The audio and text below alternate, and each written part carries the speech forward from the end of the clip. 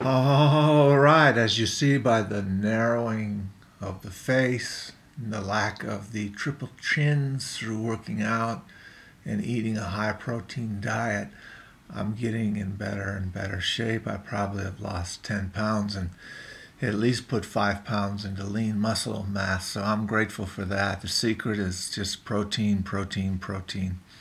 And today, what I wanted to talk about, in addition to dishes, do you know that if you're done, in this case with fruit, you can stick the dish right back into the refrigerator and then pull it out again when you want to have cereal? You're done with your cereal, stick it right back into the refrigerator, pull it out again, and you're ready for your next meal.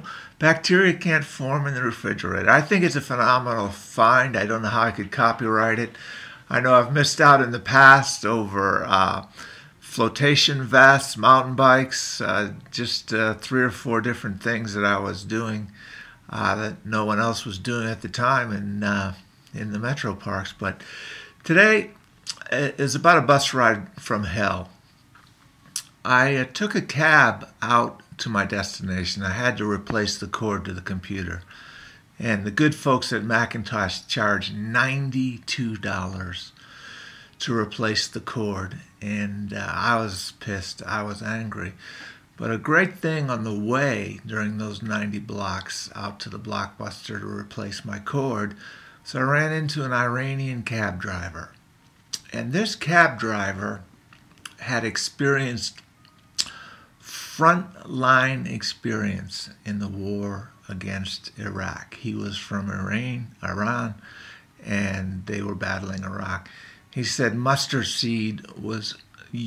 gas was used on both sides, and he pulled out his inhaler. He said many of his friends ended up dead, but somehow he didn't get too much, but his lungs were permanently damaged and will have to use an inhaler.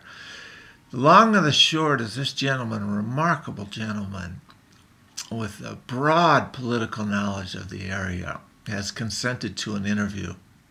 And he does not want to see Trent, his face, on camera. And that's fine. All I need is his voice, and we'll put the camera on my ugly mug while I pepper him with questions like I did in the 20-minute cab ride out to Best Buy. And this was a phenomenal find. On the way home, not so lucky.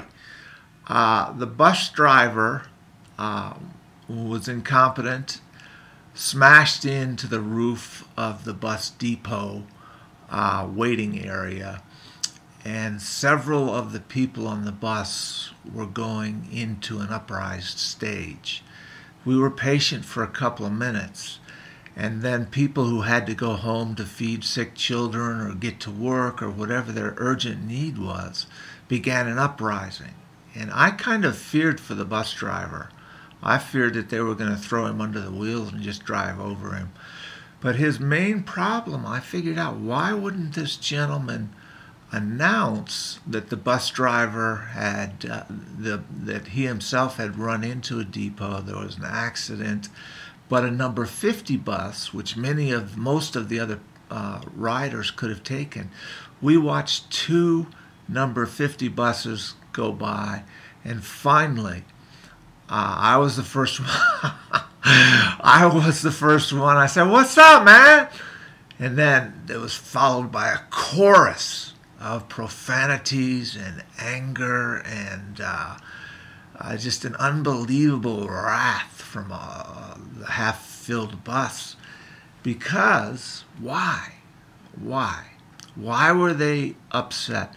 I finally, after examining the situation closely, realized that the bus driver was not competent in English and certainly not confident in his English.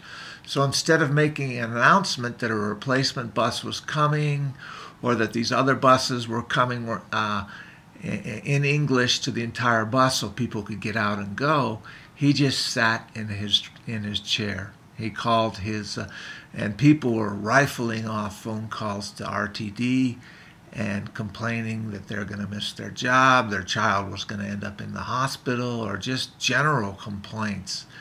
And I guess the moral of that story is that you have to be competent in English to be driving a bus in the United States. You have to be able to be confident enough to announce to the bus what's going on.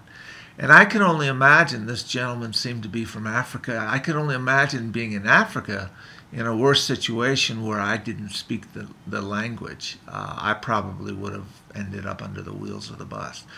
But one lady out of the entire bus said, "God bless you," to the driver. And that got me thinking, well, what about his perspective? You know, what about his perspective? He already felt awful. So I said, "Thank you," looked him in the eye as I got off the bus that day. And what a hellacious 20-minute turn to 2-hour adventure. I'm already anxious on the bus, and this only exasperated it.